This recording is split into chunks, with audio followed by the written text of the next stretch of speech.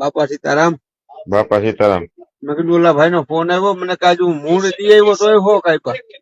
તો હો કાપ્યા તને કે તને કીધું નતું કે હાજે 2 વાગ્યા પછી દેવું પડશે મીટર? અરે ઈ નહીં, તમે એમ કીધું તું તમે લેટ થાવ ને તો બીજે દી તમારે 100, 200 ને 300 દેવાના. તમે મીટર કાપીને દીધા હોય ને આપણે પૈસા દીધા. હા મહાદેવ તમને તેદી જ કીધું તું કે 2 વાગ્યા પછી આવે એટલે મીટર દેવાનું. અરે એમ નહીં, તમે એને શું કીધું તું કે તમે આજે નો આવ્યા ને અને કાલે આવો. પેનલ્ટી ની વાત છે, પેનલ્ટી ની. આખો દી ગયો તો મીટર તો દેવું પડે ને. પણ તમે એને પૈસા રાઈતે આપ્યા હતા. રાઈતે આપ્યા તો આખો દી થયો. હા તો આખો એમ નહીં, તમે દીધા જ હાંજે ને. હા ની ક્યાં 11 વાગે આવ્યા હતા ઈ. હું સવારે 11 વાગે તમુરો આવે, હાંજે હું રાહ જોઈને નતો બેઠો. તમને તમે કીધું કામ આજે તમે 11 વાગે આવ્યા હતા. મેં તમને કીધું 12 વાગ્યા પછી આવે, તમે કીધું 2 વાગ્યા સુધી છૂટ. ત્યાં સુધી તમે બોલ્યા નથી કેતા આ ભાઈ લઈ ગયા 10,000 એનું કહું રાઈતે. એનું જ કઉ છું ભાઈ, રાઈતે 9 વાગે આવ્યા ખબર મેં ફોન કર્યો. મીટર તો થાય ભાઈ, આખો દી થયો બરાબર. નો પોઈન્ટ નો આવતા લેવા બીજી વાર. પણ મારે 100 રૂપિયા સવાલ નો હોય એમાં. એ ભલે અમારે 100 રૂપિયાનો સવાલ છે, નો આવતા બીજી વાર લેવા. એવું છે એમ ને? પૈસા માંગતા જ નહીં. હા બરાબર.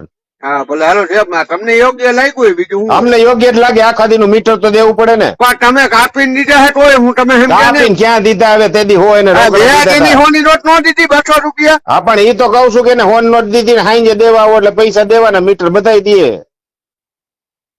તમે એક થોડાક દીવો નવી નવાઈ ના. અરે પણ તમે સમજ્યા ને, તમે કાપીને દીધા તમને મૂડી દેવા આવે.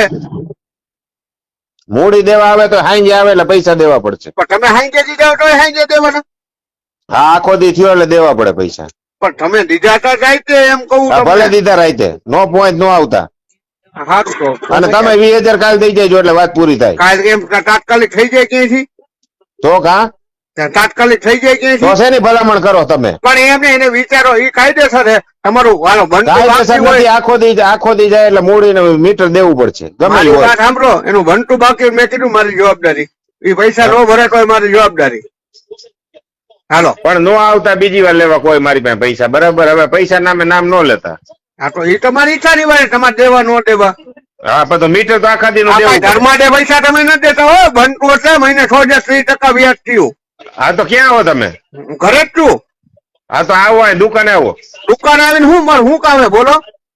તમે કયો ને ધર્માદે નથી દેતા. તમે એમ કયો, મેં તમને વ્યવહારિક વાત કરી. અવ્યવહારિક વાત તમે કેમ ઉપરાણું લ્યો છો? પણ ઉપરાણું એટલે વ્યવહારિક. એને બિચારે શું કીધું? વ્યવહારિક એટલે દેવું પડે. મીટર તો હાઈજ પડે એટલે. પણ હાઈજ પડે તમને મૂડી દઈ ગયા. મૂડી ગમે એ દે, હાઈજે મીટર દેવું પડે એમ. હા હા ભલે વાંધો નહીં મારે. હા ભલે કઈ વાંધો નહીં. તમારા પૈસા ક્યારે દો? મારા પૈસા આવશે એટલે આવી જાય. બંટુ રોજ આવે જ છે. એમ નહીં તો તમારું કહેવાનું શું થાય છે? તમે જેમ કયો એમ. તમે કયો ને ધર્માદે વ્યવહાર હે ને બંટુ એટલે.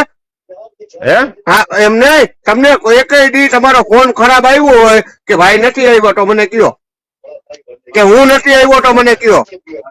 એમ નહીં તો તમે એમ કેમ વાત કરો ધર્માદે નથી દેતા? તમે વ્યવહાર હે ને, તમે શું કીધું 100 રૂપિયા સવાલ નો મારા.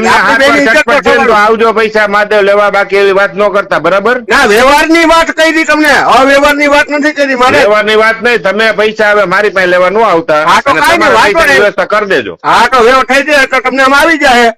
હા અને રોજ ટાઈમે બંટુ અમારું ટાઈમે જ હોય. જો અમને લેસન લેવાની ખબર પડે ને તો દેવાની ખબર પડે મારે.